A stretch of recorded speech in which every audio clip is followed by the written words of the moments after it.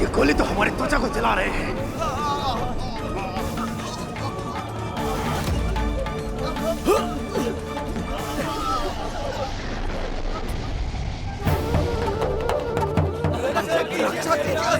कैसा संकट है ये? क्या है ये?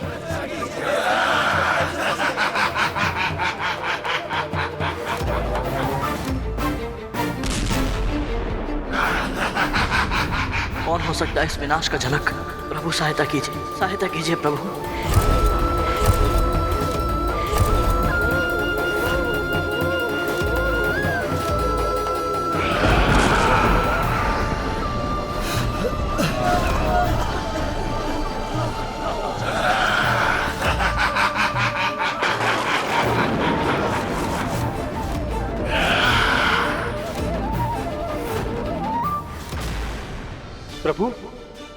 प्रभु ये क्या हो रहा है? मंथन से तो श्री निकलने वाली थी, अमृत आने वाला था। ये कैसा भीषण संकट निकला है समुद्र से?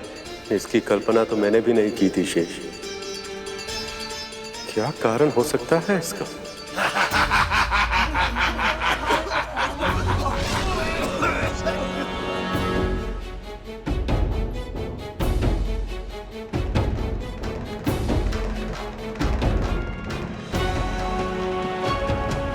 आप जाइए भी माता, बुढ़े को भोजन हम देंगे। नहीं राजकुमार, आप दोनों ने पहले ही इतना कुछ किया है। पर ये भोजन तो हमने पकाया ना, तो इसका श्रेय और आशीर्वाद तो हमें मिलना चाहिए ना। हाँ। बड़ी ही विचित्र बात है, पहले इन दोनों ने मेरी सहायता की और अब क्या सोच रही हैं? सही कह रहा है धुमल, दीजिए हमें। क्या हो रहा है यहाँ?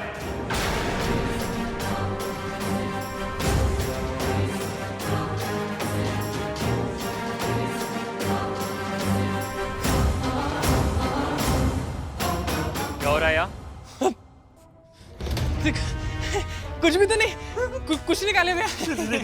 तो वो तो हम इनको शीघ्र ही जाने के लिए कह रहे थे आप।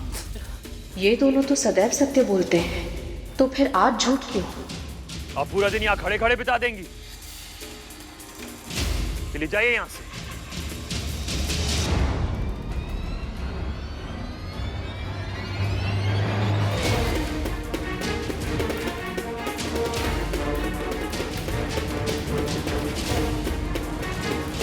अब बताओ सत्य क्या है?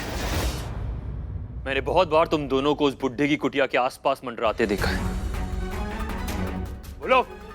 वो काले भैया, वो बुढ़ा है ना, उसे ही देखते रहते हैं। अच्छा लगता है। अच्छा लगता है, कम से कम उसकी पहरेदारी तो कर पा रहे हैं। क्योंकि धुमल अब और नहीं करनी पड़ेगी।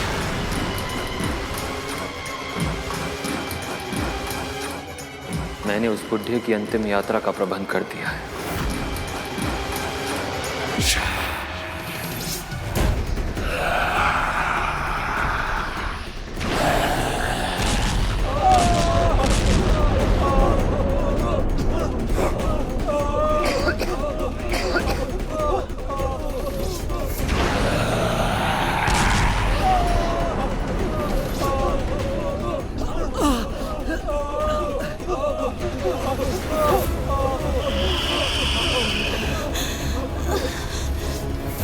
ये क्या अनर्थ हो रहा है? इस विष से तो सभी देव और असुर ही बुरी तरह से प्रभावित हैं। तब साधारण मनुष्य को क्या होगा?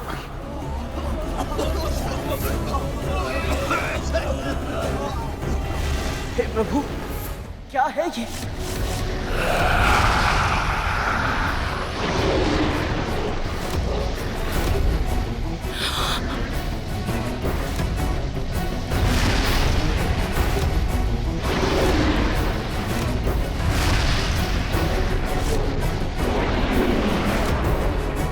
दीदी माँ!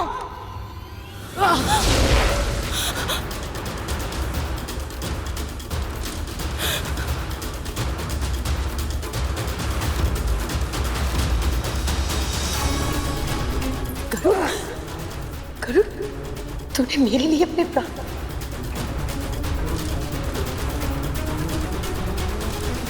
अमृत का वचन देकर लाए थे, जाओ विष निकला।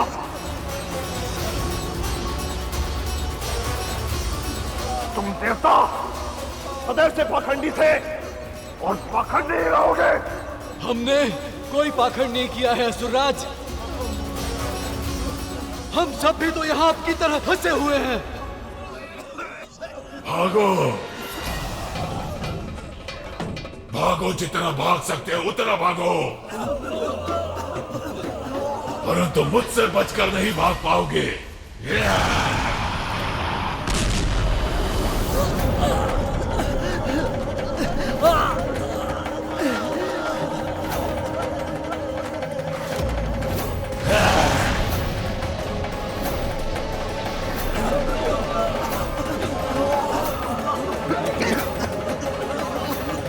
हे परमपिता, हे प्रभु विष्णु, सहायता कीजिए।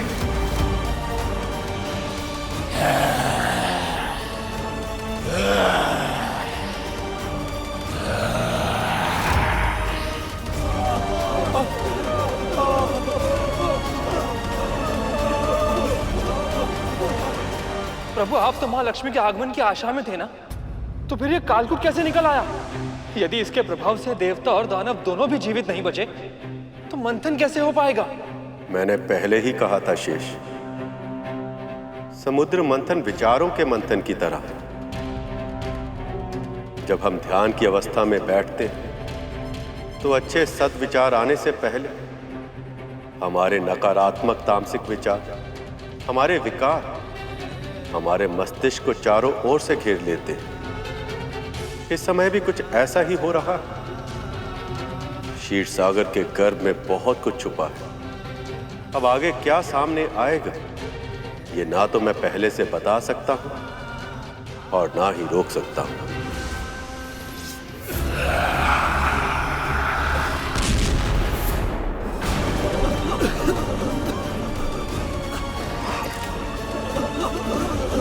अपने प्राण बचाओ, भागो यहां से।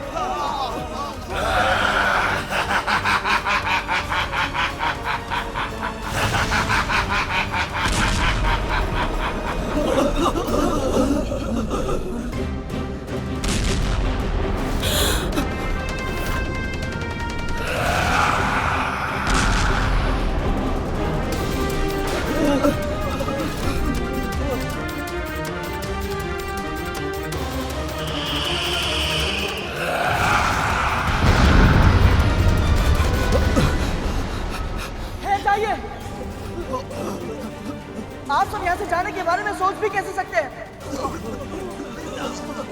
ये जो भी है, हमें इसका सामना करना ही होगा। पर कैसे? हे प्रभु, अब केवल आप ही हमारी रक्षा कर सकते हैं सलाहल से।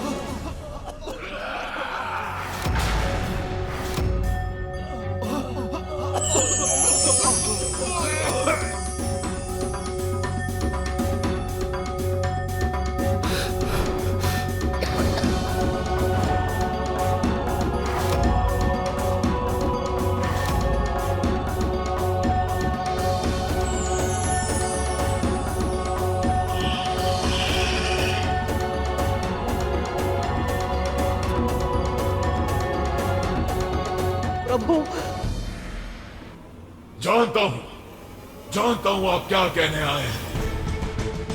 यही ना कि मैं वापस समुद्र तल में चला जाऊं, पर मैं ऐसा नहीं करूंगा। ये सभी देव और दानव आपका आदेश मानते होंगे, किंतु मैं नहीं मानता।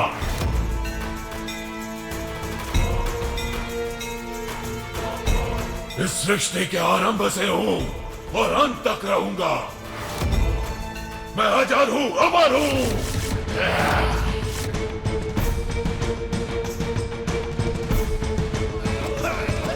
आज इस मंथन के कारण मैं इस क्षीर सागर से निकला हूं और बस पूरी सृष्टि में फैल जाऊंगा।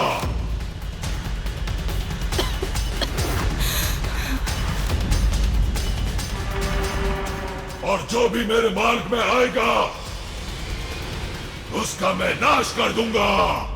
मूर्ख मत बन, मैं तुझे चेतावनी देने आया हूं। यदि तू इसी क्षण क्षीर सागर में वापस नहीं लौटा तो ये तेरे अंत का आरंभ होगा। मेरा अंत असंभव है विष्णु। यदि इस संसार को तुम मुझसे बचाना चाहते हो तो किसी को मुझे अपने भीतर रोकना होगा। है किसी में इतना सामर्थ्य?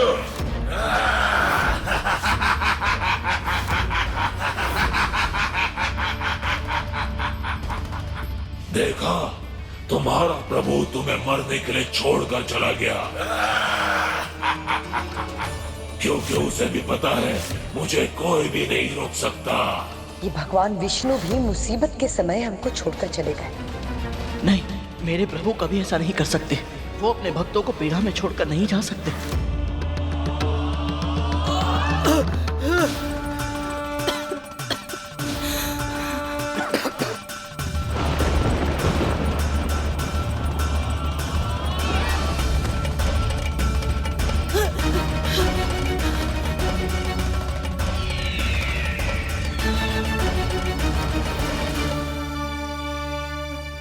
अग्नि, वायु, करुण, तुम्हारे विष्णु तो इस विपत्ति में साथ देने के स्थान पर भाग गए। सत्य बताओ, यही तुम लोगों की योजना थी ना? हाँ? इस संकट से यदि प्रभु विष्णु स्वयं हमारी रक्षा नहीं कर सकते तो इस संसार में हमारे जीवन की रक्षा कोई नहीं कर सकता। आप सभी जानते हैं प्रभु विष्णु कभी अपने भक्तों का साथ नहीं छोड़ेंगे। वो अवश्य ही इस समस्या का समाधान निकालने गए होंगे।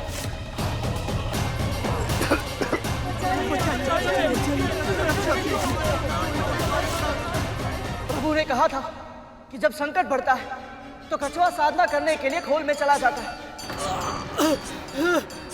अवश्य ही प्रभु भी साधना करने के लिए गए होंगे। माँ कहती है मौन रहने से सभी समस्याओं का समाधान सहज ही निकल आता है। आप सब बस थोड़ा धैर्य रखिए। मुझे पूर्ण विश्वास है कि प्रभु इस समस्या का कोई ना कोई समाधान अवश्य ही निकालेंगे।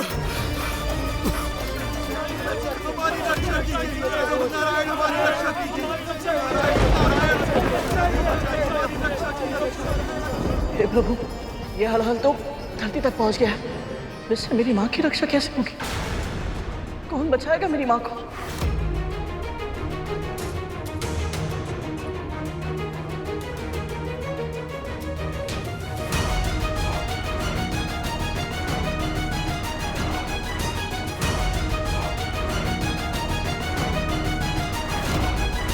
यदि इस कालकूट का अंत शीघ्र नहीं किया गया तो ये पूरी सृष्टि का विनाश कर देगा।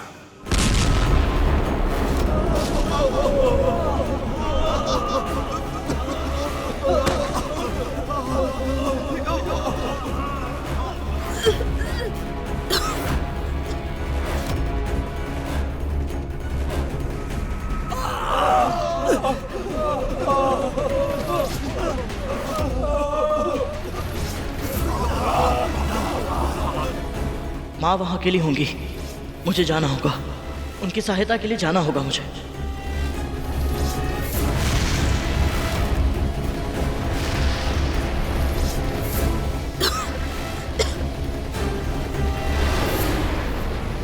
अदिति माँ!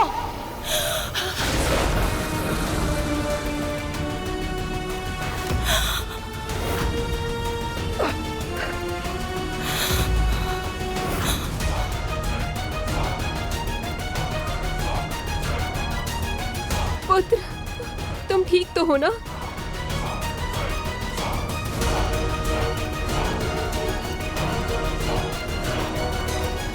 मैं स्वार्थी नहीं हो सकता।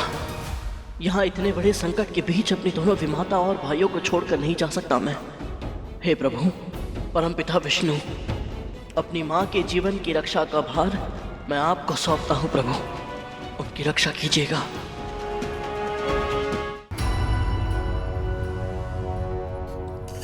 जान पूछ कर देर से आई है ना तू, ताकि भोजन की प्रतीक्षा करते करते भूख से तड़प तड़प कर मैं अपने प्राण दे दूं। ये असत्य है बाबा, विलंब अवश्य हुआ है, उसके लिए मुझे क्षमा कर दीजिए। पर अब तो मैं आपके लिए भोजन ले आई हूँ ना, बस आप ही के लिए परोस रही हूँ। जल्दी लाओ।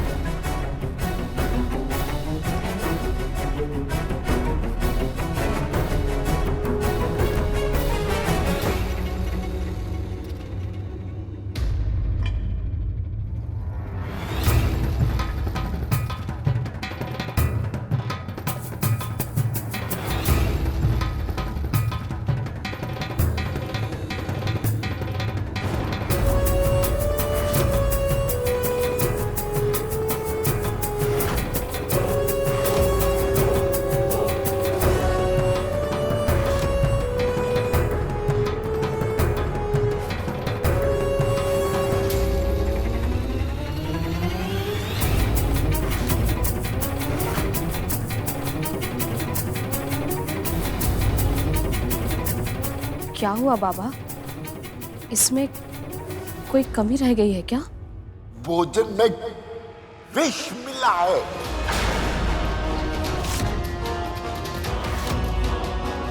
इसे विष के बारे में कैसे पता? विष? ये कैसे संभव है? और आपको कैसे पता? तुझे सच में सुनाई नहीं देता? प्रेरी है क्या तू? अभी अभी कौवा बता के गया। आप ये क्या कह रहे हैं बाबा? ये भोजन पूरी तरह से शुद्ध है, मेरी आंखों के सामने पका है, इसमें कोई विष नहीं है। यदि तुझे इतना विश्वास है तो पहले इस भोजन को तू खा।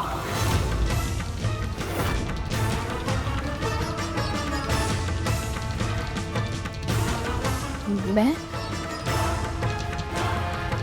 बाबा, मैं नहीं खा सकती इसे। तो मैं भी नहीं खा सकता। भूख से प्राण गंवाना स्वीकार है, किंतु विषैला भोजन खाकर नहीं मरूंगा मैं। ये आप क्या कह रहे हैं बाबा? मैं आपको क्यों मारना चाहूंगी? कारण तो अनगिनत हो सकते हैं, इसलिए या तो पहले तू इसे खा या मैं कुछ नहीं खाऊंगा।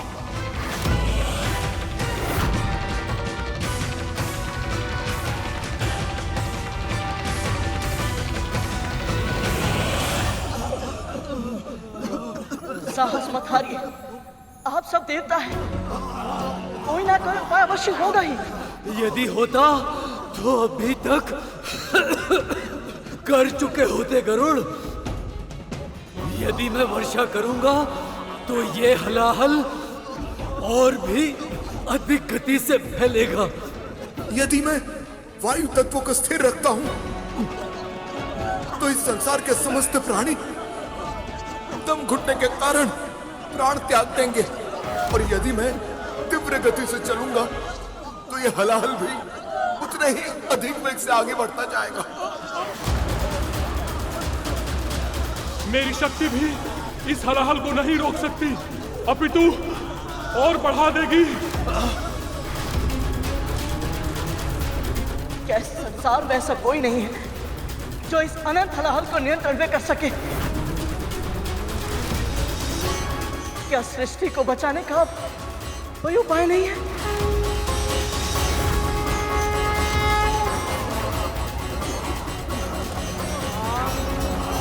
क्या सृष्टि को बचाने का कोई उपाय नहीं है? क्या संसार में ऐसा कोई नहीं है जो इस अनंत हलाहल को नियंत्रण में कर सके?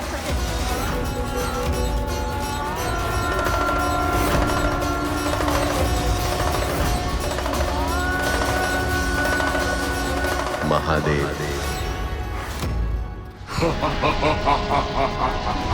मेरा देश पूरे संसार का विनाश कर देगा।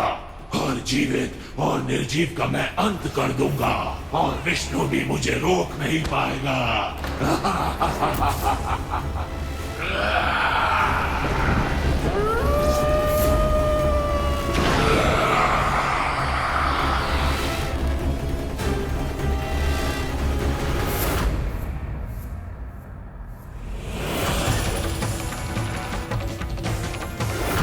ये हलाहल तो सारे ग्रहों को भी नष्ट कर रहा है। यदि विष्णु जी ने कुछ नहीं किया तो सब समाप्त हो जाएगा। प्रभु कोई तो उपाय होगा इस विष से बचने का।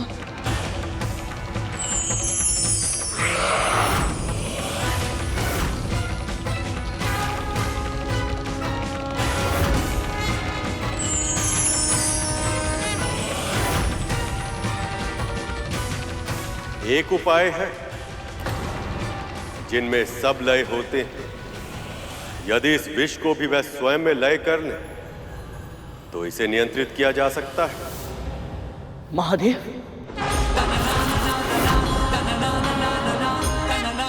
शिव शंकर ऐसे ही भूतनाथ नहीं कहलाते। वो भूत, प्रेत, पिशाच, निशाचर सबको अपनाते हैं। उनके लिए ना ही कोई सही है और ना ही कोई गलत। सबको एक ही दृष्टि से देखते हैं। कोई बहुत ही महत्वपूर्ण पद पे आसीन हो या विश्व से तिरस्कृत, संसार में कोई भी ऐसा प्राणी नहीं जो उनमें लय न लेता।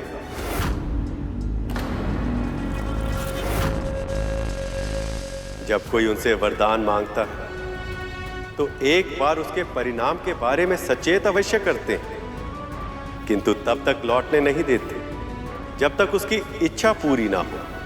इसीलिए तो वो भोलेनाथ कहलाते हैं। केवल वो ही है जो इस काल कूट को अपने भीतर समाहित कर सकते हैं। केवल वो ही हैं जो इस संसार को विनाश से बचा सकते हैं।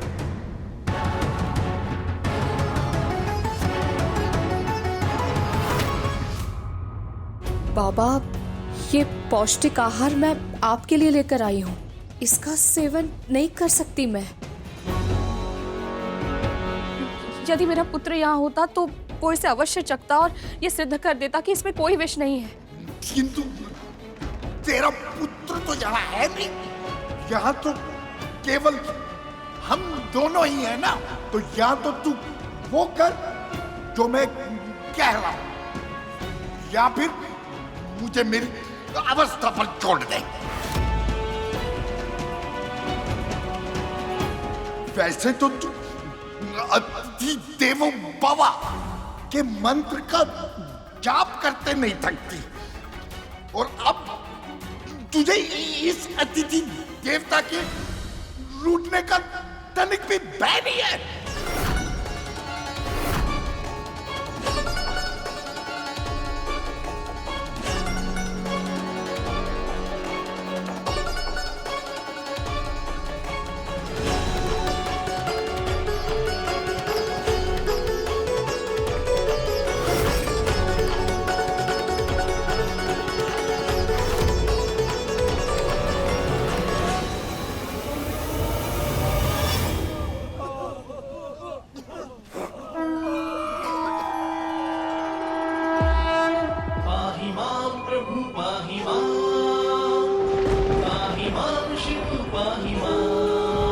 संकट में है ब्रह्मांड, विष से मचा हाहाकार। जीवन की मृत्यु से रक्षा करो, हम करें त्राहिमाम। पाहि मां प्रभु पाहि मां, पाहि मां शिव पाहि मां। मंथन से प्रकट हुआ हलाहल, जीव जंतु होने लगे ओझल। आह्वान करे आपका, रक्षा करो करे त्राहिमाम। पाहि मां प्रभु पाहि मां, पाहि मां शिव पाहि मां।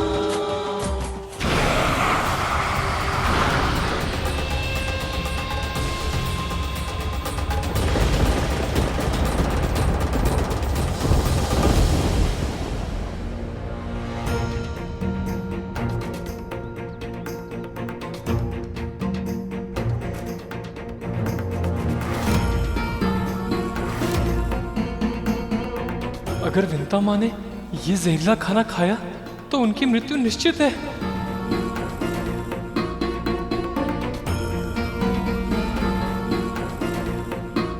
हे परमपिता, हे प्रभु विष्णु, मेरी भक्ति स्वीकार करें।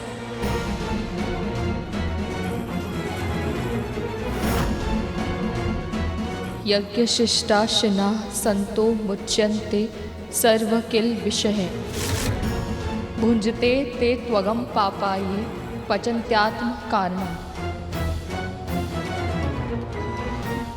मंत्र का जाप तो कर लिया, किंतु इसका अर्थ भी पता है। जो आध्यात्मिक और धार्मिक व्यक्ति भोजन नारायण को प्रसाद के रूप में अर्पित करने के बाद ही ग्रहण करते हैं, वो सभी प्रकार के पापों से मुक्त हो जाते हैं। पर वो सभी व्यक्ति जो भोजन को अपने स्वाद और आनंद का साधन बनाते हैं, वो भोजन नहीं, साक्षात पाप का भक्षण करते हैं।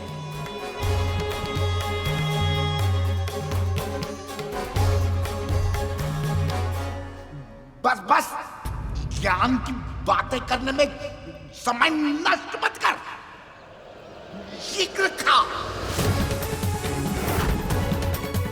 भूख के कारण मेरे पेट में सर्प लौट रहे हैं। खा। मैं ये भोजन कैसे खा सकती हूँ? मैं तो शाकाहारी हूँ, किंतु मेरे पास और कोई पर्याय भी तो नहीं।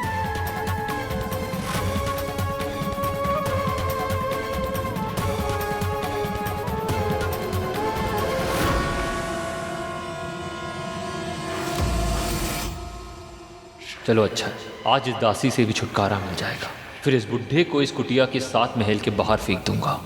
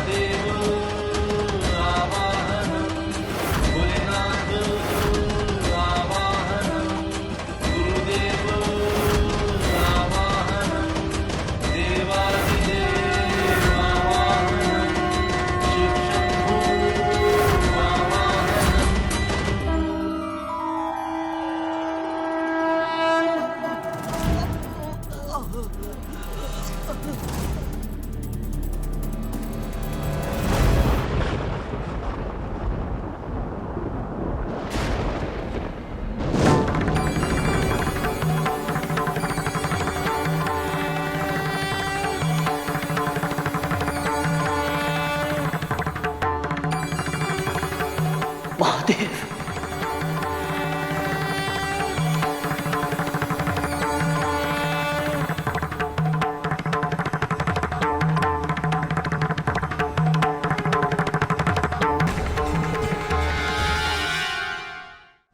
प्रभु, आप अपने भक्तों के कष्टों से अनभिज्ञ नहीं। समुद्र मंथन में इस कालकूट नामक दैत्य के हलाहल विष से न केवल क्षीर सागर में बल्कि समस्त सृष्टि में हाहाकार मच गया है। हे महादेव, यदि आपने शीघ्र ही कोई उपाय नहीं निकाला तो यह सारा संसार नष्ट हो जाएगा।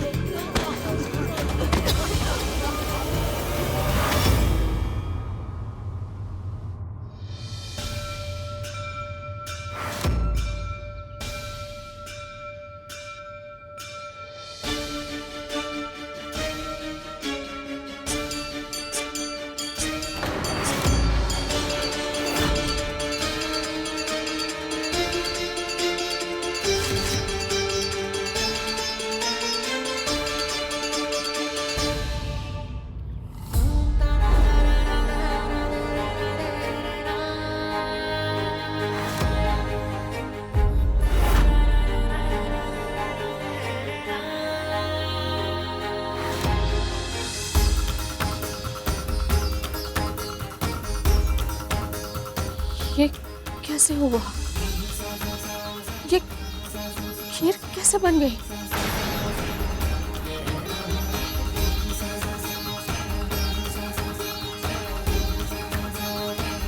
तेरे विष्णु ने तेरी सहायता की होगी। तू ही तो कहती है ना, तेरा विष्णु कुछ भी कर सकता है। सत्य कहा आपने।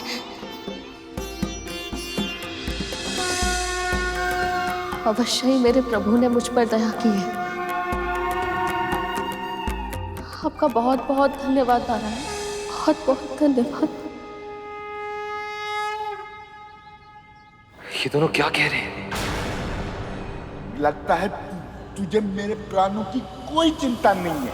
पहले इतना समय नष्ट हो गया है, अब भी तू तेरे विष्णु के गुणगान करने में समय बिता रही है। समझ गया मैं, भोजन में विष नहीं है। ला दे।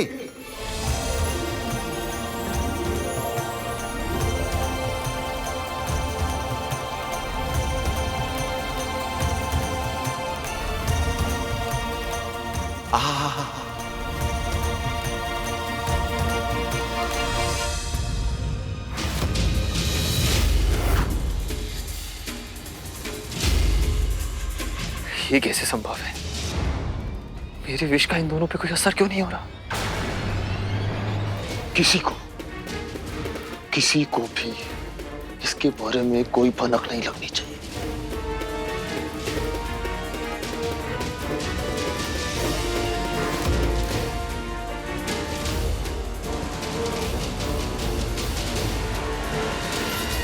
पहले से ही एक रहस्य पेट में छिपा कर रखा है, फिर दूसरा रहस्य।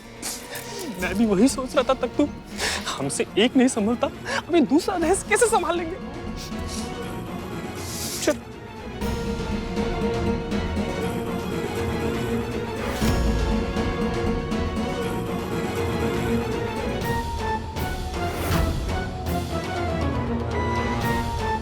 तू चाहे कितना भी शक्तिशाली हो कालकूट, किंतु मेरे होते हुए तेरा यहां प्रवेश असंभव है।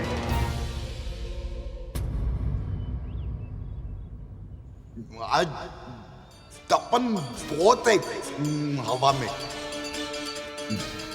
तनिक हवा कर दे। जी जी बाबा।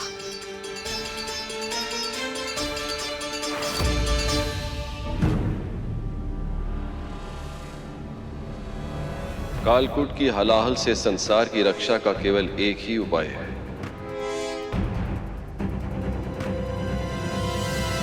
इस विष को मुझे स्वयं ही ग्रहण करना होगा।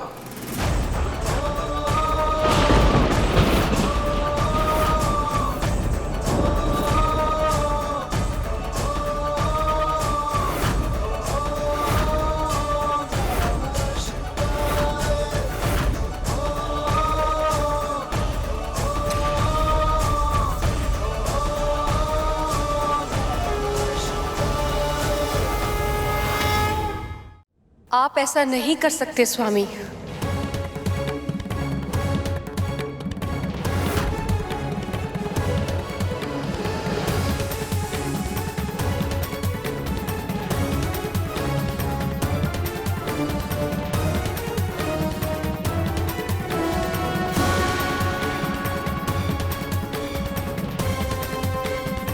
मुझे करना पड़ेगा देवी।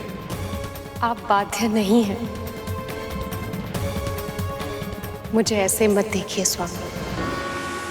आप जो मुझसे कहना चाहते हैं मैं वो सुनना ही नहीं चाहती और ना ही समझना चाहती हूँ।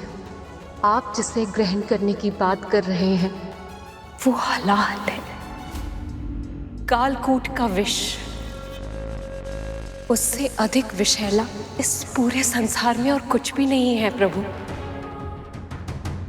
इसीलिए सृष्टि के आरंभ में उसे समुद्र के तल के नीचे इतनी गहराई में दबा दिया गया था। जो कुछ भी उसके मार्ग में आता है वो पूरी तरह से नष्ट हो जाता है।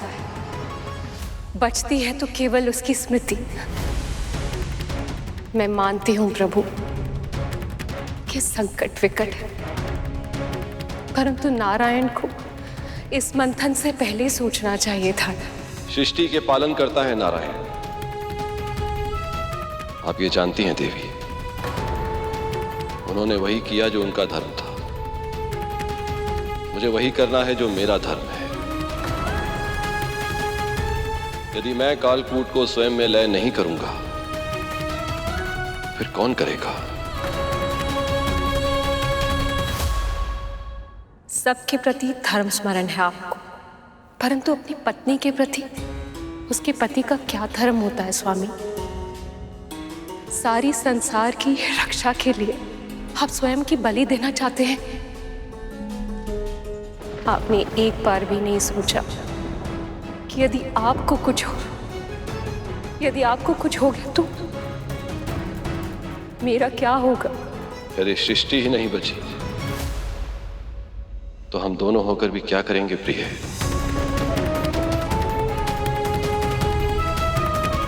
भगवान भक्त की भक्ति में बंधे होते हैं। यदि भक्ति नहीं रहे तो भगवान का अस्तित्व भी नहीं रहेगा। जो मन में आए करना चाहते हैं आप। आपने निश्चय कर ही लिया है तो मेरा कहना ना कहना क्या अंतर पड़ता है? अंतर पड़ता है देवी, बहुत अंतर पड़ता है। मैं शिव हूं क्योंकि आप मेरी शक्ति हैं,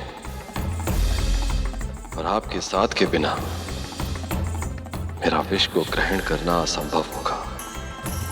स्वामी, यह क्या करने के लिए कह रहे हैं मुझसे? आप चाहते हैं कि स्वयं एक सुहागन अपने पति को विष का प्याला दे दे? ये नहीं होगा मुझसे प्रभु, ये नहीं होगा।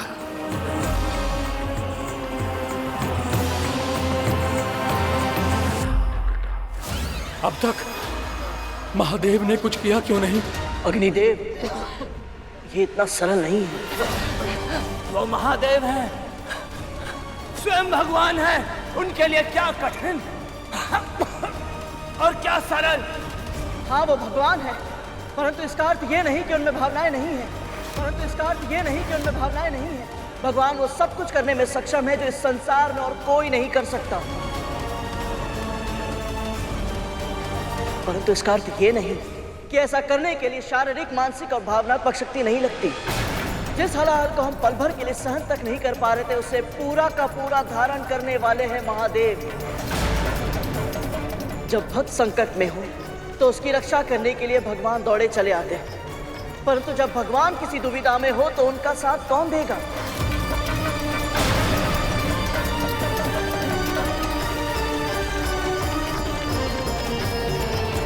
क्या आप निराश करेंगे ऐसे भक्तों को? ये सब हमारी अपनी ही संतानें हैं। क्या आप इन्हें पीड़ा में तड़पते हुए देख पाएंगे?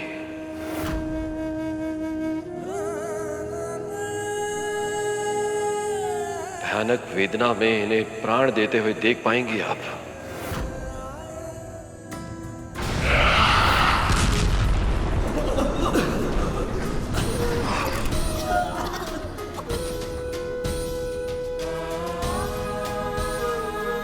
आप सही कह रहे हैं स्वामी। हम अपनी संतानों के साथ ऐसी त्रासदी नहीं होने दे सकते। क्षण भर के लिए तो मैं भूल ही गई कि मैं तो सदा सुहागन हूं। माथे पर बिंदी, मांग में सिंदूर, कान में कुंडल और गले में मंगलसूत्र है प्रभु। हाथ में सुहाग का चूड़ा, पांव में अलता, बिछिया, और जो सुहागन इन सारे अलंकारों से सुसज्जित होती है, उसका सुहाग हमेशा अमर होता है। मैं प्रेम को बंधन नहीं बनने दूंगी स्वामी।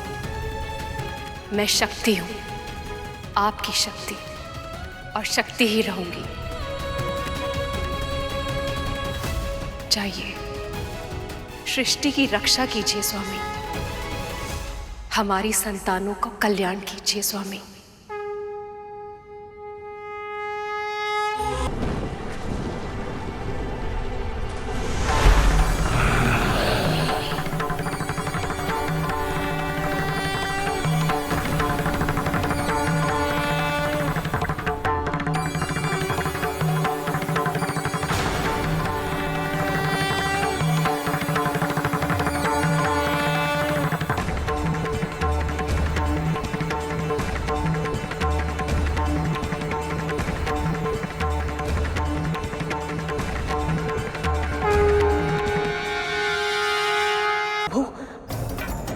भगवान महादेव को कितना कष्ट हो रहा होगा ना।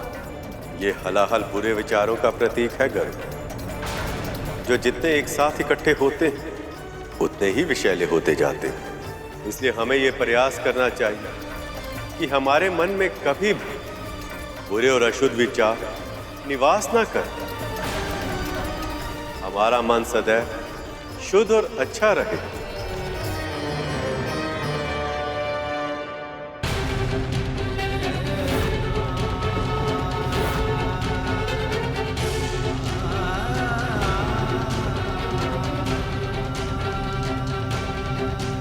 स्वामी के भीतर से ही पूरा ब्रह्मांड संचालित होता है। यदि विष उनके कंठ के नीचे गया तो भी विश्व का विनाश होगा। मुझे कुछ करना होगा।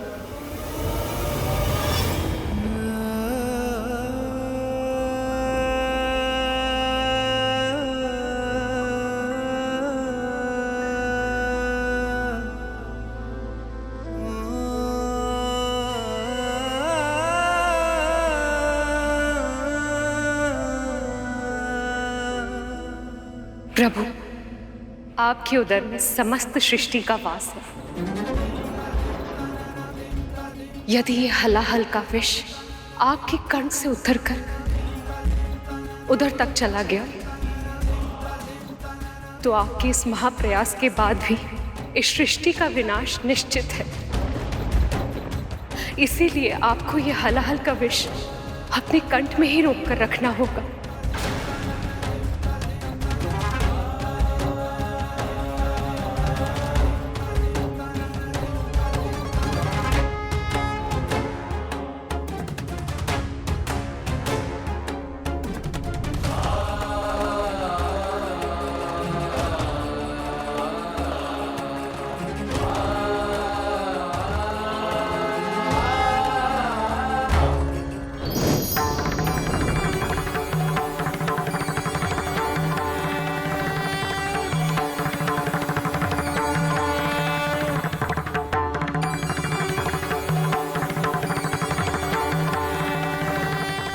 आपने संसार की रक्षा के लिए इस हलाहल को अपने कंठ में धारण कर लिया, इसलिए आज से संसार आपको नीलकंठ के नाम से भी जानेगा।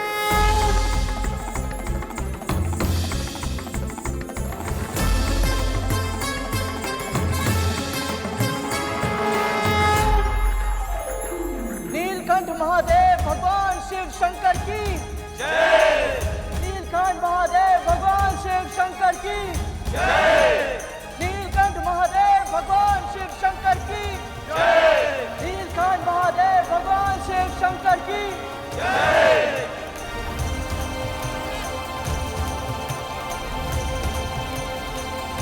मेरा ये रूप आत्मनियंत्रण का प्रतीक है। विषैले विचार किसी के भी मस्तिष्क में आ सकते हैं, परंतु ये हम पे निर्भर करता है कि हम उनके विष को, उन विचारों की अशुद्धता को अपने भीतर कितनी गहराई तक समाने देते हैं,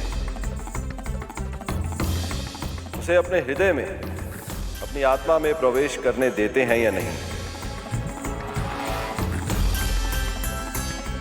अर्थात मेरे इस रूप की जो भी पूजा करेगा वह सदैव अपने नकारात्मक, तामसिक, अशुद्ध और विषैले विचारों को नियंत्रण में करके प्रसन्न, संतोषप्रद और शांतिपूर्ण जीवन जीने में सफल होगा। नीलकंठ महादेव भगवान शिव शंकर की जय। नीलकंठ महादेव भगवान शिव शंकर की जय। नीलकंठ महादेव भगवान शिव शंकर की जय।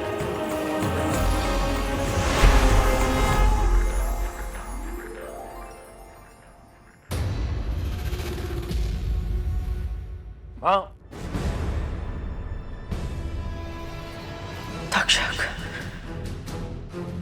न जाने ये मेरा भ्रम है या सत्य, पर मुझे अभी अभी ऐसा लगा कि महादेव की कृपा से कोई बहुत बड़ा संकट टल गया है।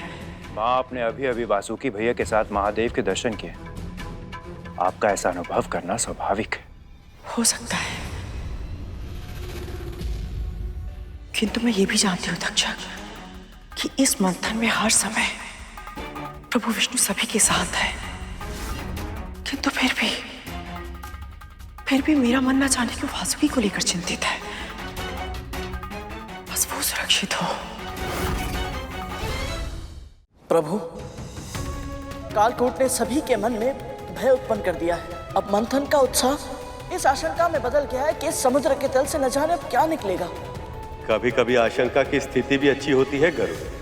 व्यक्ति को ये पता होता है कि उसका मन क्या चाहता है और मस्तिष्क ये जानता है कि उस इच्छा को प्राप्त करने के लिए कितनी कठिनाइयों का सामना करना पड़ेगा, और इसीलिए उस व्यक्ति के प्रयासों में और अधिक दृढ़ता आ जाती है। नारायण नारायण। देवगण, दानवगण, भयभीत होकर पीछे हटने से लक्ष्य की प्राप्ति नहीं होगी। मंथन आरंभ कीजिए।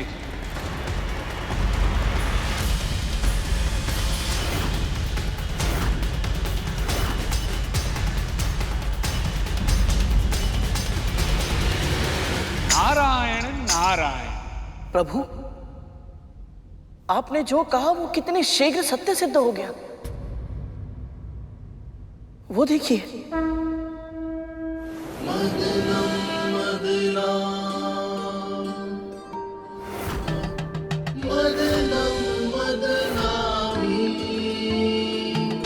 सृष्टि के कल्याण में, रत्नों के संधान में, श्री हरि मिलन की आस में, मदनम मदना, मदनम मदनामी, मदनम मदना, मदनम मदनामी।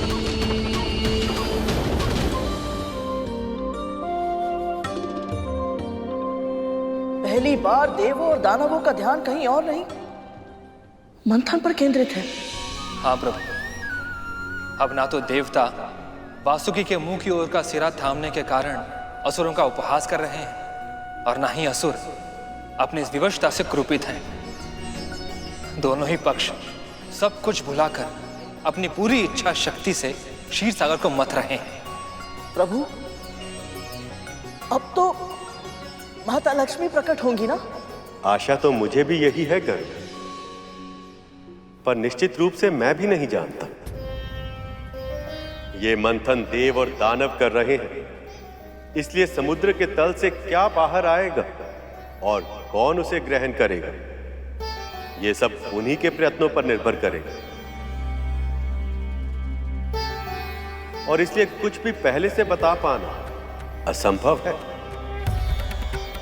यदि हमारे जीवन में अनिश्चितता ना हो तो जीवन नीरस हो जाएगा।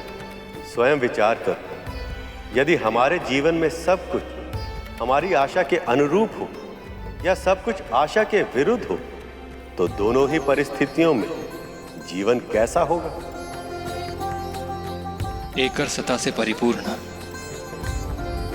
उबा हुआ। पर गरुड़ इससे सहमत नहीं। दुविधा को दबाना नहीं चाहिए गरुड़, जो भी मन में है, निश्चिंत होकर कहो। प्रभु, जब अपनी इच्छा पूरी ही ना हो, बल्कि जो भी हो उसके विपरीत ही हो,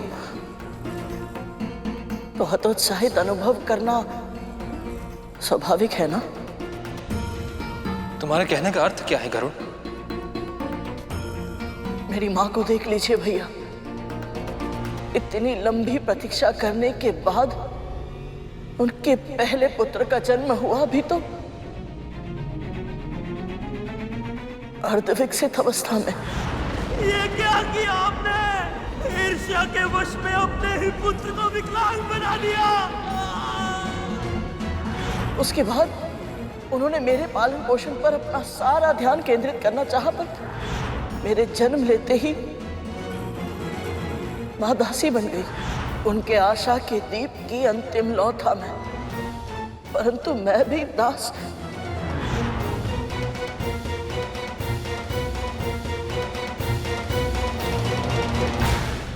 हर अंधेरी रात के बाद सूर्य का उदय होना पहले से ही निश्चित है गर्भ। वैसे ही हर दुख के बाद सुख का आना पहले से ही निर्धारित है। परम पूज्य ब्रह्मा जी ने इस सृष्टि की रचना ही ऐसे की कि समय चाहे अच्छा हो या बुरा सदैव एक सा नहीं रहता, ऋतुओं की तरह बदलता रहता है। समय आ गया है, अब इसे अपने भविष्य का आभास हो जाना चाहिए।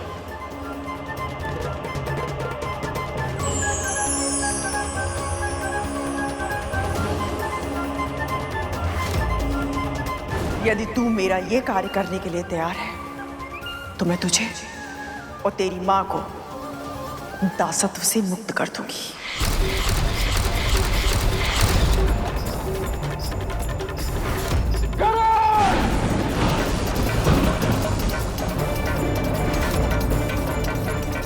तुम्हें ऐसा नहीं करना चाहिए करो, इस पे तुम्हारा अधिकार नहीं। मेरा पुत्र और मैं, हम दोनों मुक्त हो गए, दासत्व से मुक्त हो गए हम दोनों।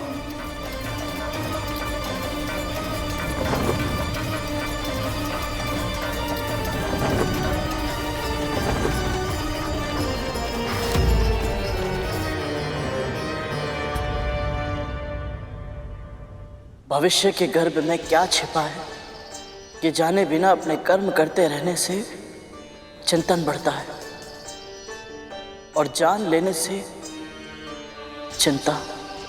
कुछ आ रहा है, कहीं कुछ हानिकारक तो नहीं? देखो देखो वो क्या है, देखो वो क्या है।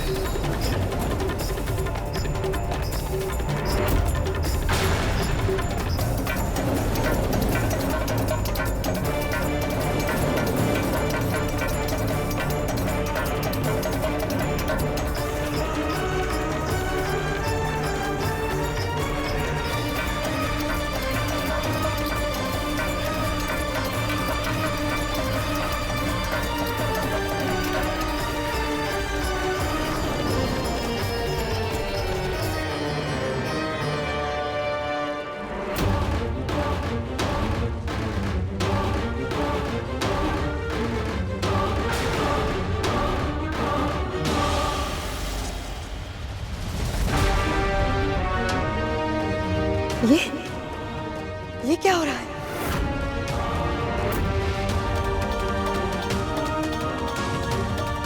हमारे साथ छल किया गया है। हमें कहा था कि श्री वापस आएगा, लेकिन यहाँ तो सब कुछ विपरीत हो रहा है। तो बच्ची कुछ ही समृद्धि थी, वो भी जा रही है। नारायण ने हमारे साथ छल किया है, झूठ बोला है हमें। ये क्या कह रही हो दीदी? नारायण छल क्यों करेंगे भला? नारायण नारायण। देवी दीदी, जो होता है उसके पीछे कोई ना कोई कारण अवश्य होता है। कृपया आप धैर्य रखिए, कुछ ही समय में सत्य सामने आ जाएगा। धैर्य केवल भ्रम है मुनिवर। सत्य तो यह है कि मेरे आभूषण फीके पड़ रहे हैं, मेरे गहने, मेरे कंगन, सब कुछ।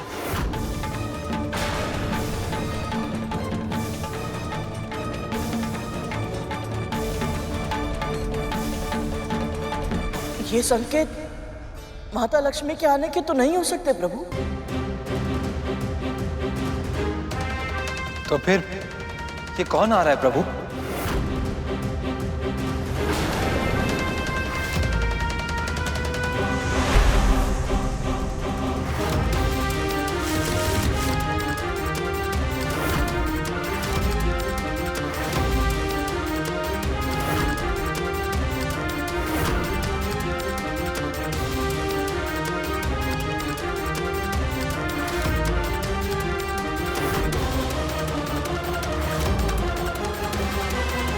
लक्ष्मी,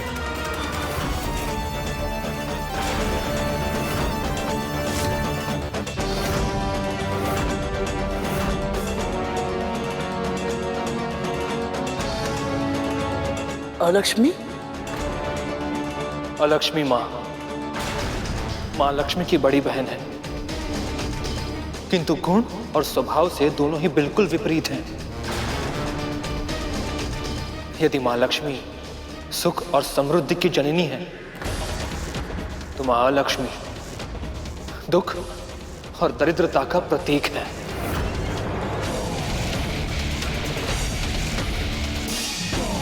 देवी अलक्ष्मी,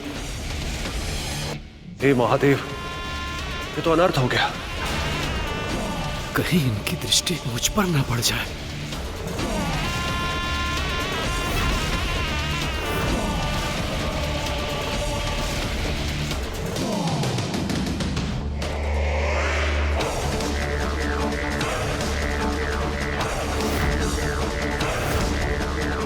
प्रभु, ये सभी अलक्ष्मी माँ से इतना भयभीत क्यों हो गए? क्योंकि इन्हें भय कि यदि इनके जीवन में देवी अलक्ष्मी की छाया भी पड़ गई तो इनके जीवन में दुख और दरिद्रता छा जाएगी।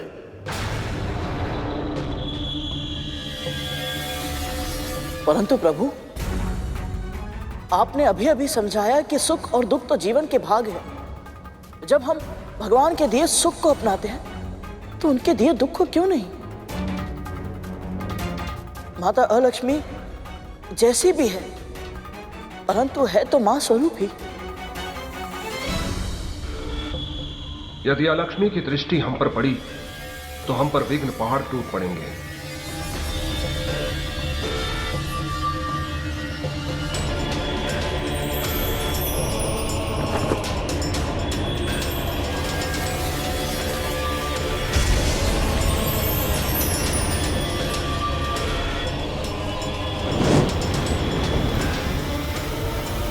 माता अलक्ष्मी,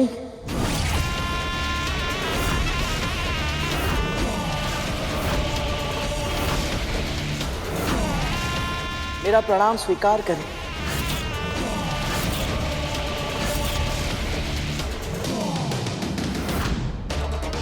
क्या गरुड़ को इस बात का ज्ञान नहीं है कि वो क्या कर रहा है? सभी खुद को अलक्ष्मी के प्रकोप से बचा रहे हैं और ये खुद विपत्ताओं को आमंत्रित कर रहा है।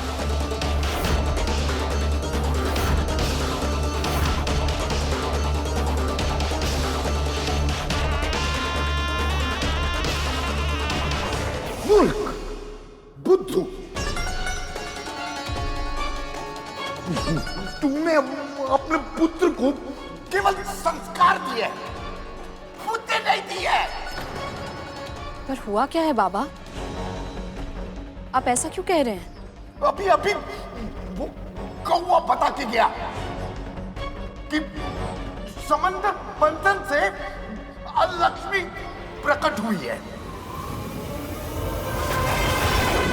और तेरे पुत्र ने उनको प्रणाम कर दिया।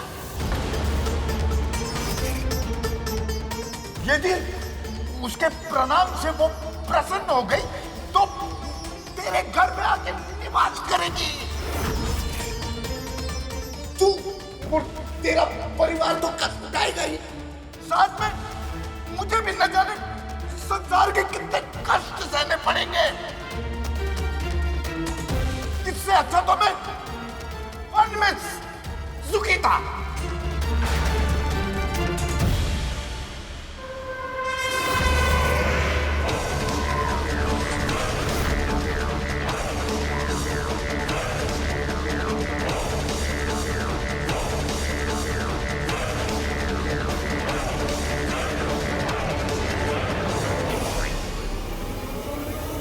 मूर्ख, कौन है तू जो मुझे प्रणाम कर रहा है?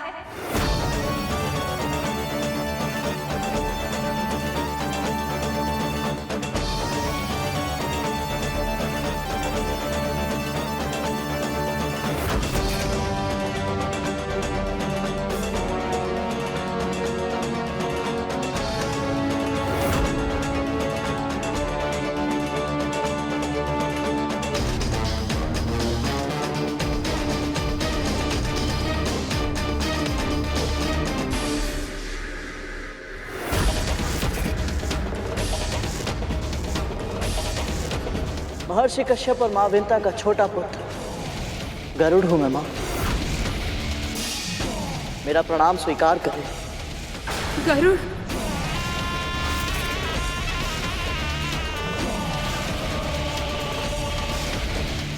मूर्ख है ये गरुड़, तुझे ज्ञात ही नहीं अभी तूने किस आपदा को निमंत्रण दिया है।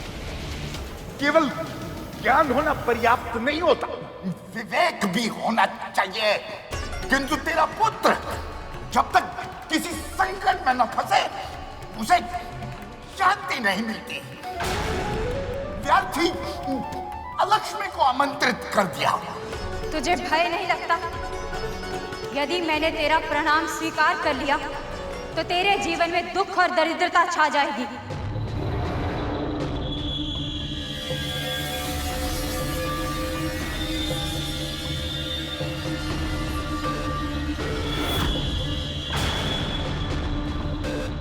स्वयं को जीवन देने वाली माँ को दासी बने देखने से बड़ा दुख और क्या हो सकता है।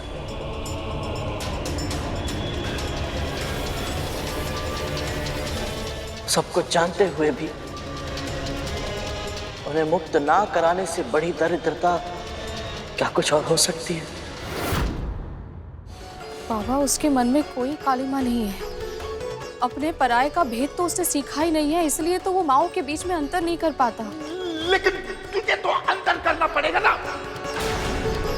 अब यदि उसके कारण आलक्ष्मी तेरे यहाँ निवास करने आ गई तो वो महल देख रही है ना।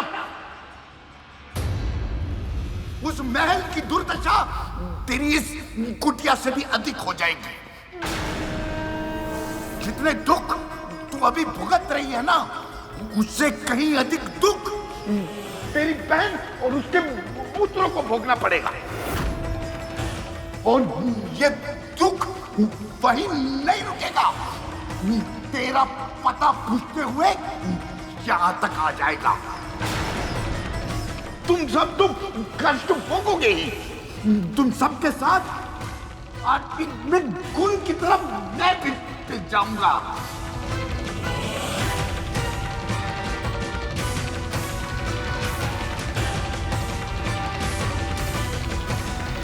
कहीं गरुड़ पर देवी अलक्ष्मी का अशुभ प्रकोप न पड़ जाए। मुझे गरुड़ की सहायता करनी होगी।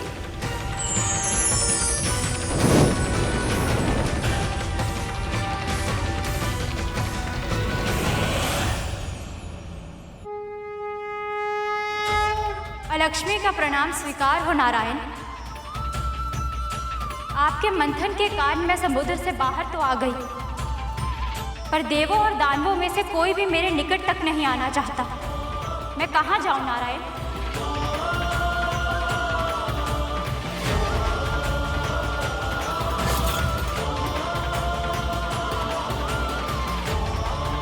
हे नारायण, ऐसा नहीं होने दे सकती मैं।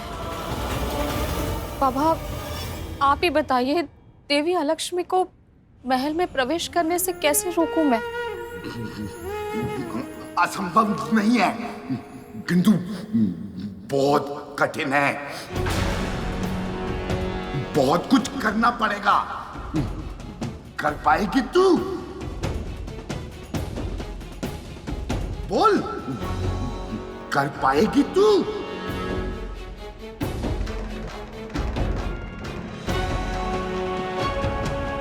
जहां जहां देवी लक्ष्मी का जाना असंभव हो, वो सभी स्थान आपके लिए ही हैं।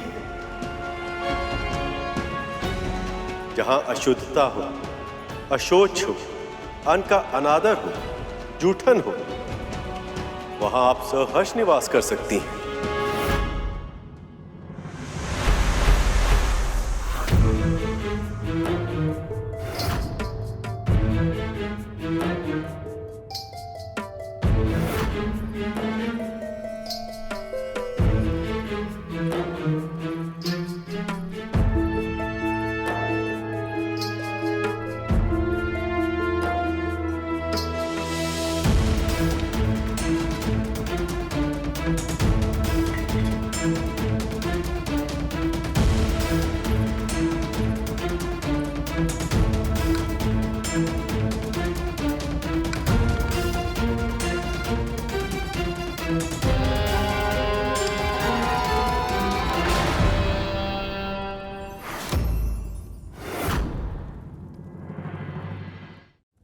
तूने मुझे रोका, इतना तो साहस। जहां सत्य और संस्कार का अनादर होता हो, छोटी छोटी बातों पर कलह और कलेश होता हो, वहां आप निवास कर सकती हैं देवी।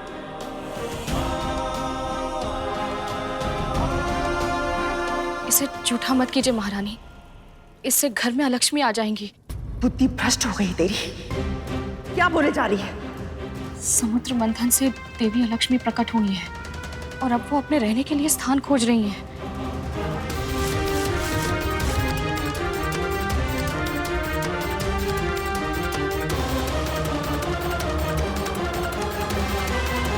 तुझे किसने बताया ये?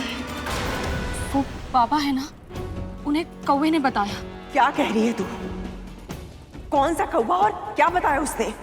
वो सब अभी समझाने का समय नहीं है महारानी। सबसे पहले हमें इस पूरे महल को ठीक से स्वच्छ करना होगा। कहीं भी कोई भी ऐसी वस्तु नहीं होनी चाहिए जो दरिद्रता को आकर्षित करे।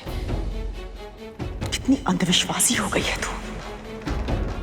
यदि मैंने थोड़ा सा भोजन चख लिया तो कोई पहाड़ टूट पड़ेगा या बिजली गिर जाएगी। भोजन झूठा हो जाएगा महारानी, और झूठे भोजन का भोग नहीं लग सकता। जहां अन्न का भोग ना लगता हो वहां देवी लक्ष्मी का वास कभी नहीं हो सकता, और जहां देवी लक्ष्मी का जाना असंभव हो वहां लक्ष्मी आ जाती हैं।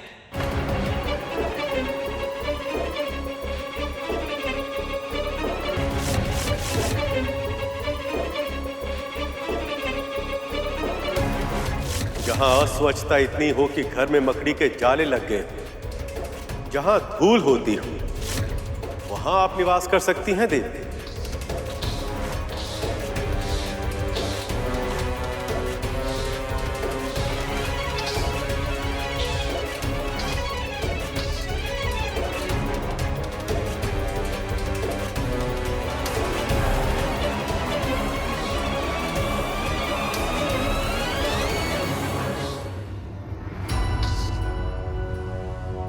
ये लीजिए दासी माँ।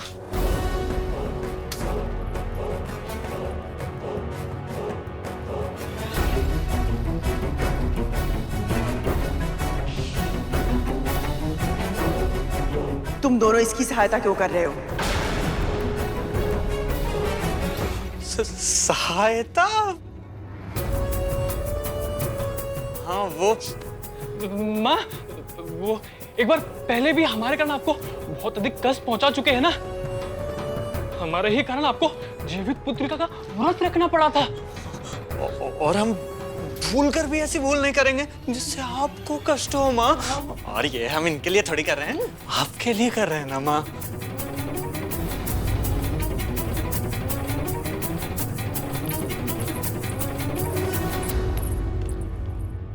जहां के निवासी पांव धोए बिना आसन पर चढ़ जाते हैं और सदैव अपने पांव हिलाते रहते हैं, वहां भी दरिद्रता आती है। वहां आप निवास कर सकती हैं देवी। मेरे विष का उस बुढ़े पर कोई प्रभाव क्यों नहीं पड़ा? क्या कारण हो सकता है इसका? ऐसे पांव हिलाने से भी दरिद्रता आती है।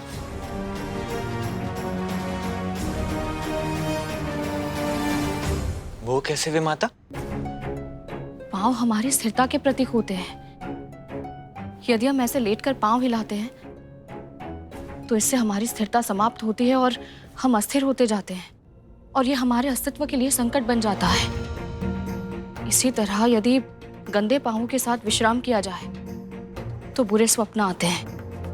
तो कालिया भैया को तो कल से बुरे स्वप्न आ रहे हैं। वो इस बात से चिंतित है कि कहीं उनके विष का प्रभाव समाप्त तो नहीं हो गया।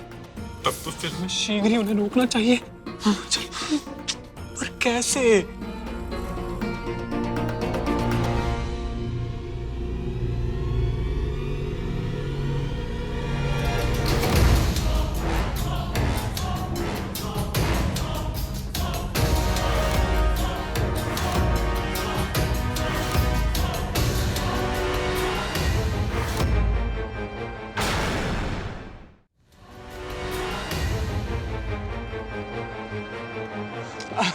आपने उस मुर्गे को पकड़ने में इतना श्रम किया, थक गए होंगे ना? इसलिए सोचा मैं आपके पाँव दबा दूं, आपको अच्छा लगेगा। अचानक से इतनी सेवा? नहीं नहीं, कुछ दिनों से सिर्फ अच्छा अच्छा करने का ही मन हो रहा है तो इसलिए। ठीक है, फिर अच्छे से पैर दबाओ।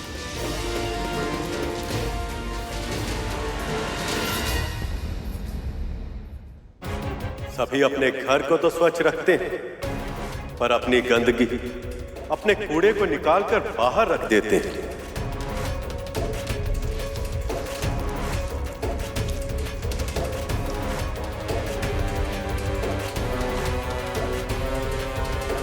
जहां आसपास का वातावरण स्वच्छ ना हो, वहां रोग, दुख और दरिद्रता पहुंच जाते हैं।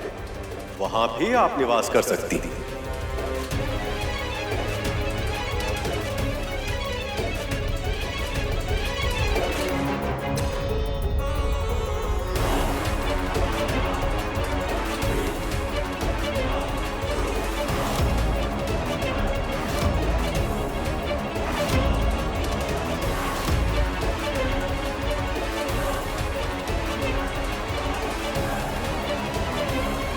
ये महल तो स्वच्छ है, यहाँ सुंदर रंगोली भी बन रही है, सुगंध और शुद्धता भी है। यहाँ के वातावरण में एक शुभ ऊर्जा का वास है। मैं यहाँ नहीं रह सकती।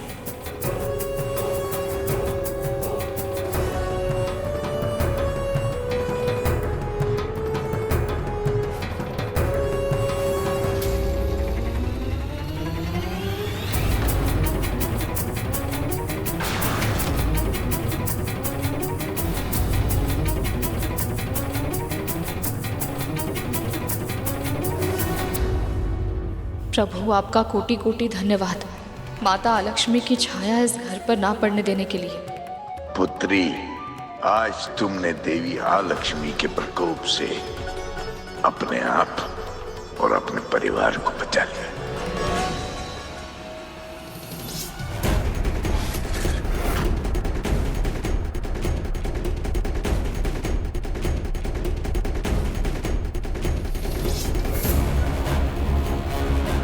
तुझे क्या हुआ? कुछ नहीं माँ, बस यही सोच रहा था कि आपको लेके सभी के मन में कितना भ्रम है। किसी ने आपको कभी समझने का प्रयास ही नहीं किया। आपका स्वभाव तनिक कठोर अवश्य है, परंतु आप हम सभी को प्रेम भी करती हैं।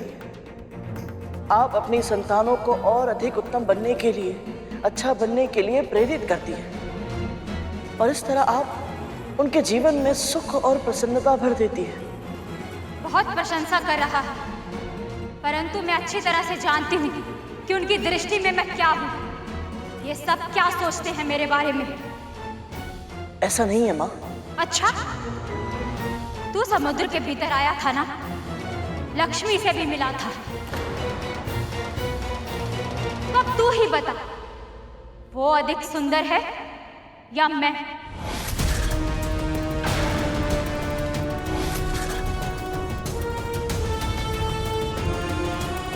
ये किस प्रश्न में फंसा दिया माँ ने? जब भी कोई स्त्री ऐसा प्रश्न पूछती है तो बड़े से बड़े ज्ञानी सही उत्तर नहीं दे पाते। यदि गरुड़ के उत्तर से माँ रुष्ट हो गई तो पता नहीं क्या होगा।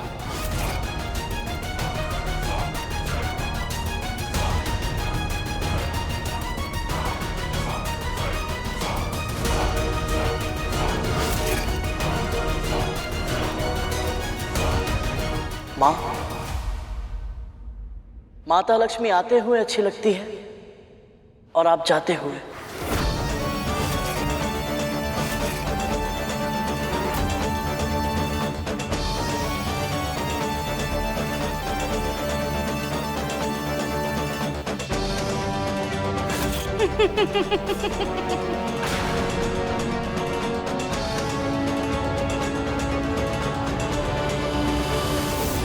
मुझे तेरा उत्तर अच्छा लगा।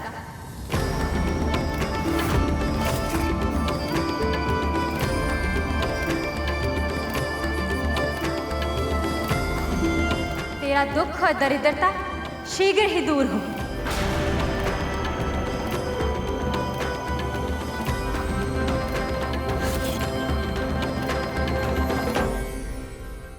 परिस्थितियां कितनी भी कठिन क्यों ना हो, ये इतनी आसानी से बच कैसे जाता है।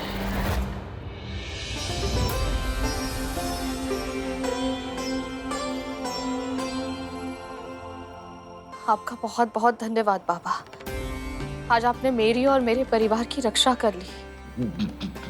बड़ी विचित्र प्राणी है तुम। अब तुम लक्ष्मी चली गई, अब क्यों अश्रु बहा रही है? हाँ बाबा, पर ये सब आपके बिना संभव नहीं हो पाता। आप भले ही कितने ही कठोर बन जाएं, कितने ही कटु वचन कह लें, सत्य तो ये है आज आपने मुझे और मेरे परिवार को बचा लिया। मैं आपकी आभारी हूँ बाबा। तुम कहना क्या चाहती है? जानते हैं बाबा, पहले जब जब मेरा पुत्र मुझसे दूर जाता था, मुझे सदैव विचित्र सा भय लगा रहता था। आशंका की छांव में बीतता था मेरा जीवन। उसके बिना एक क्षण भी मेरे मन को शांति नहीं मिलती थी। पर इस बार आपके यहाँ होने से मुझे वैसा अकेलापन अनुभव नहीं हो रहा। ऐसा लग रहा है जैसे मेरा कोई अपना मेरे साथ है। बस अपना बोलकर संबंधी बनाने की आवश्यकता नहीं है। मुझे रिश्ते नाते पसंद नहीं है, तभी तो मैं अकेला मन में वास करता हूं। अब क्या बातों से ही मेरा पेट भरेगी? क्या भूख लगी है? कुछ खाने को ला। अभी लाई बाबा।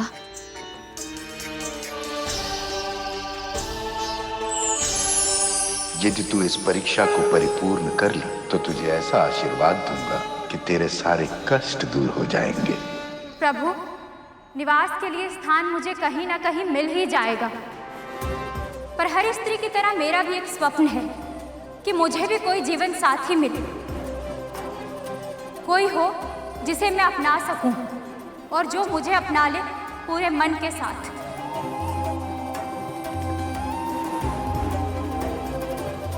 अवश्य देवी, सबकी तरह आपको भी अपना इच्छित वर पाने का अधिकार है।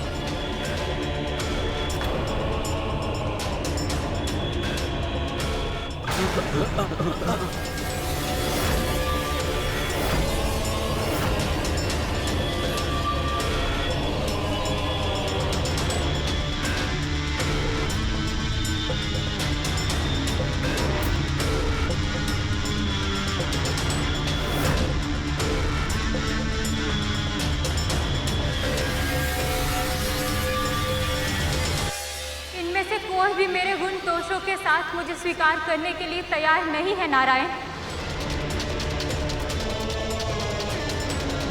इसलिए मैं आपका आवाहन करती हूँ कि आप मुझे स्वीकार करेंगे, आप मुझे स्वीकार करेंगे, मुझे स्वीकार करेंगे।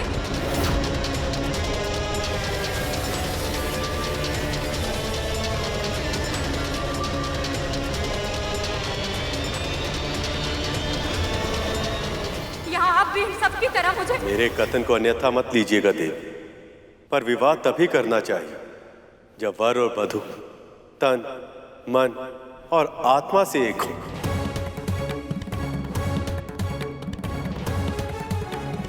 पर मैं तो देवी लक्ष्मी की प्रतीक्षा कर रहा हूं।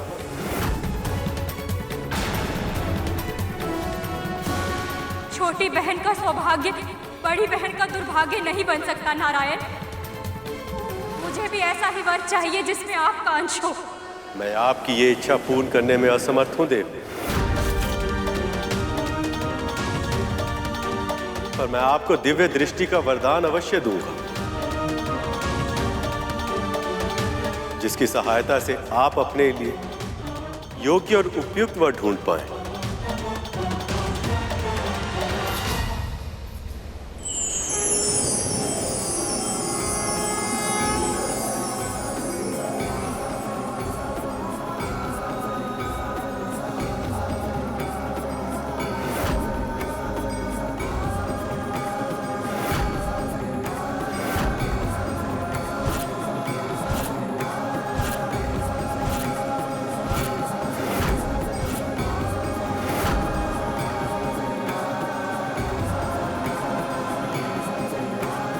ये ऋषि उद्दालक हैं, मेरे परम भक्त। इनकी भक्ति इतनी अधिक हो गई कि भक्त और भगवान एक हो गए।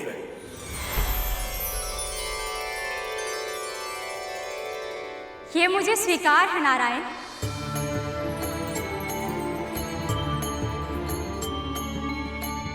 यदि ये चाहे तो मैं इनसे विवाह अवश्य करूंगी।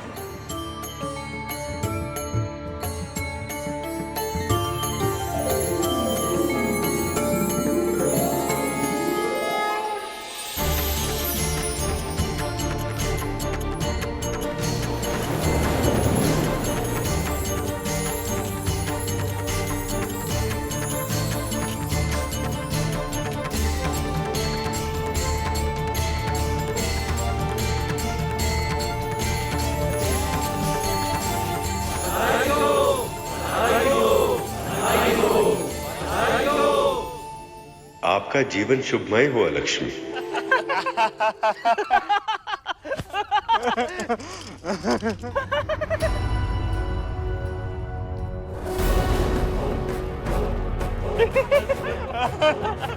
सर्पों के जन्म का एक ही उद्देश्य है, भय के रथ पर चढ़कर भय को अस्त्र बनाकर भय से सिंहासन जीतकर शासन करना। पर यहाँ तो उल्टी गंगा बह रही है। विष धारण करने वाले यदि कोमल स्वभाव अपना लेंगे, ऐसे हास परिहास में समय व्यर्थ करेंगे तो युद्ध कैसे कर पाएंगे? ये कैसे जीतेंगे अपने शत्रु से? कुछ अधिक ही बदलाव आ रहा है मेरे महल में। विंता मेरा हाथ रोकने का साहस जुटा रही है और मेरे पुत्र अपने विष की कड़वाहट खोकर खिलखिला रहे हैं। बहुत हो गया, अब इस बदलाव को बदलना होगा मुझे। फिर से मुझे मेरी व्यवस्था स्थापित करनी होगी।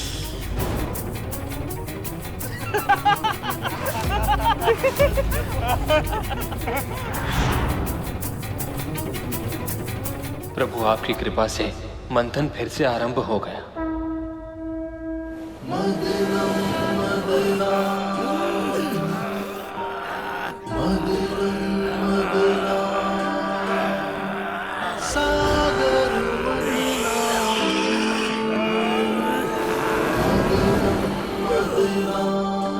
कितना श्रम करना पड़ रहा है मेरे पुत्र को।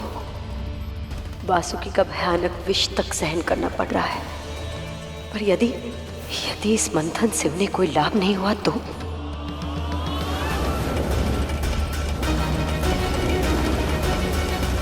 बलि, यदि इस बार कोई विनाशकाली शक्ति प्रकट हुई तो हम असुर इस मंथन को बीच में ही छोड़ देंगे।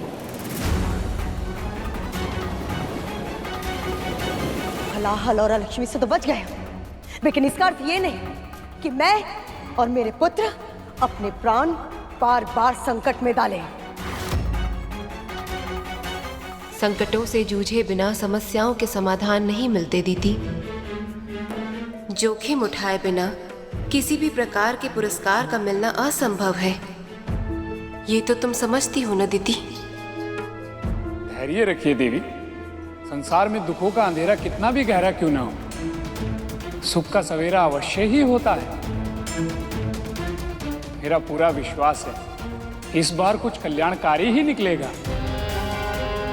नारायण नारायण।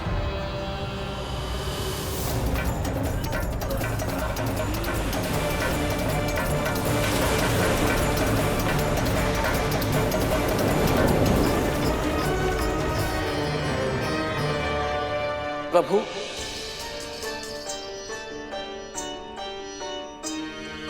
हो सकता है अब माता लक्ष्मी प्रकट हो। सही कह रहे हो गरुड़। जब अलक्ष्मी मां आ चुकी हैं, तो अब मां लक्ष्मी के आने में अधिक विलंब नहीं होना चाहिए, है ना प्रभु?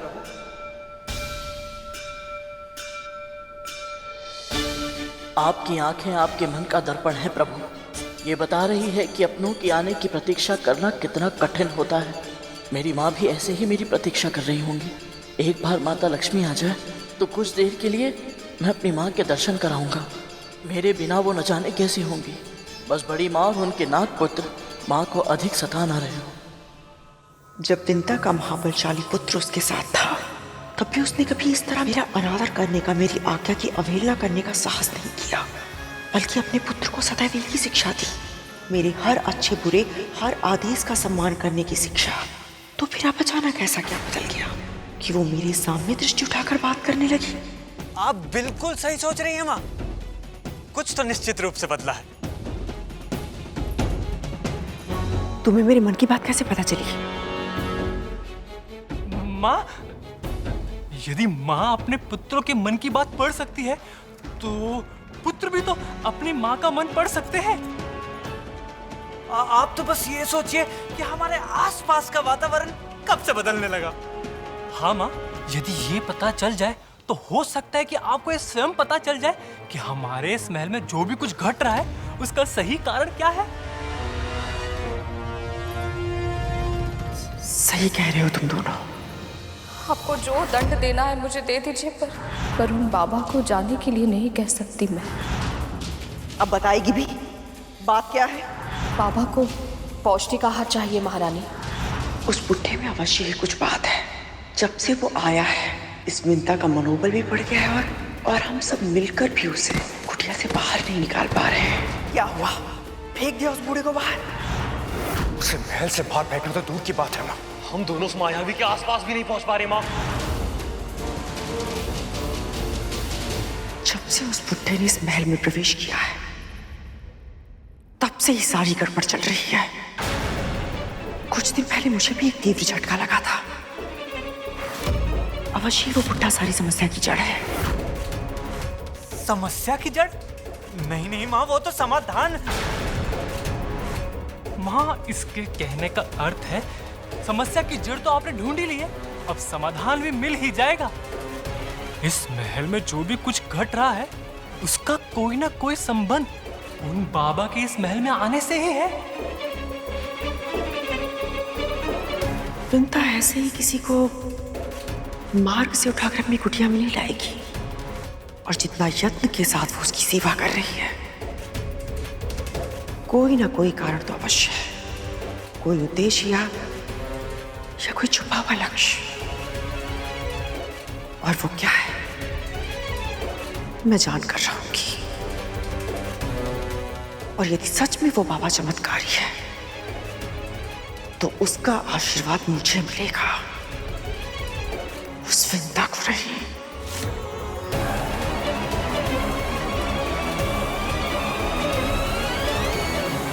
तब तो माँ कब बदलेंगी? अरे धूमल, ये बोल माँ कब सुधरेंगी?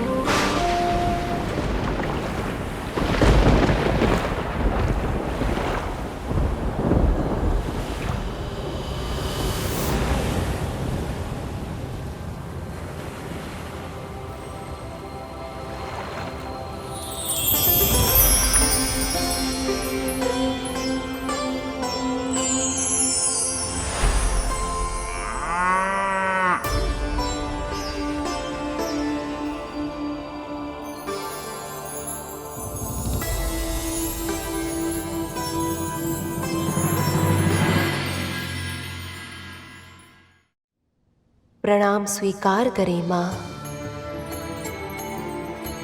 प्रभु, ये गौ माता कौन है और इनमें इतना विशेष क्या है कि इनके प्रकट होते ही वातावरण में अभूतपूर्व शुद्धता और शांति व्याप्त हो गई।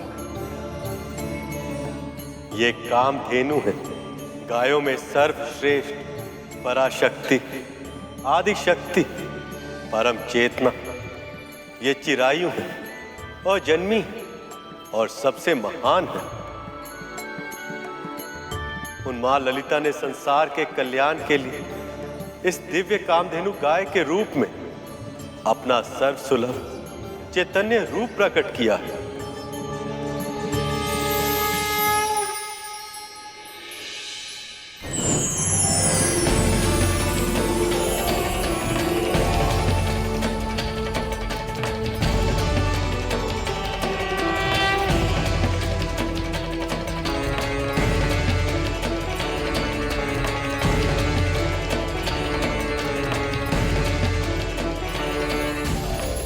इनके विशेष लक्षण क्या है प्रभु?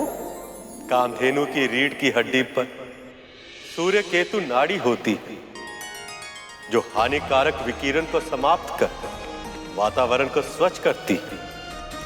इसके साथ साथ ये नाड़ी गाय के तन में स्वर्ण का निर्माण भी करती है, जो उनके दूध, मूत्र और गोबर से सहज ही प्राप्त किया जा सकता है। हम दूध और मूत्र का उपयोग करते हैं और गोबर खाद के रूप में खेतों में उगने वाले अनाज के माध्यम से हमारे तन में प्रवेश करता है। इनकी पूंछ भूमि को छूती है और स्त्रियों की चोटियों के समान सदैव गुथी ही होती हैं। हिंसा का संदेश देने वाले इनके ये सींग सदैव उल्टे ही होते हैं और इनकी आंखों से प्रतिपल प्रतिक्षण आंसू बहते ही रहते हैं, जो करुणा का प्रतीक होते हैं। कामधेनु की अस्थियों में पर्वत और मज्जा में यज्ञ स्थित होते हैं और इनके चारों थनों में 4 महासमुद्र होते हैं।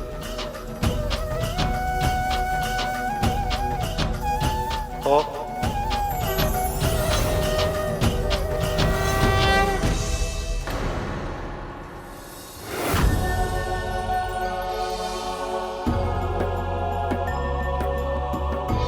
प्रभु,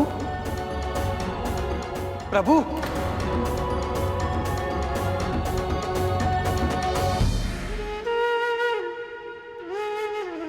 क्या हुआ प्रभु?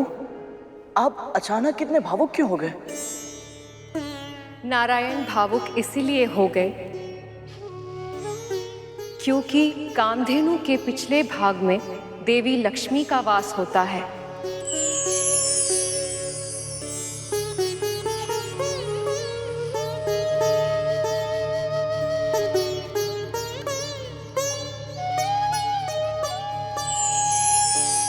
परंतु माता लक्ष्मी का वास मां कामधेनु के पिछले भाग में ही क्यों? मैं बताती हूँ। जब मैं साकार रूप में कामधेनु बनकर अवतरित हुई,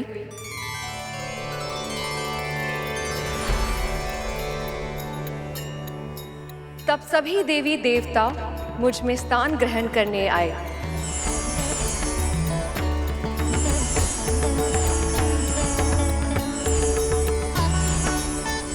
जो सबसे पहले आया उसे अपनी इच्छा अनुसार स्थान मिल गया।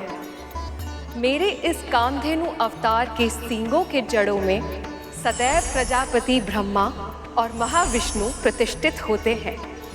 सींगों के अग्र भाग में सभी चराचर और तीर्थ स्थित हैं।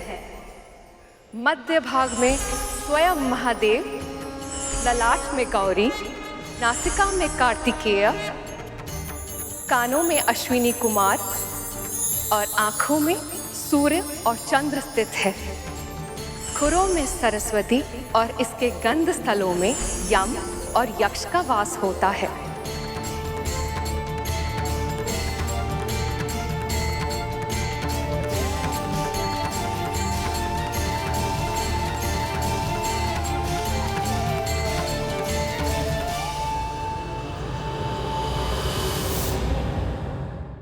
पक्षीराज गरुड़ के साहस भरे कारनामे देखने के लिए चैनल को सब्सक्राइब करें और साथ ही बेल आइकॉन दबाना न भूलें।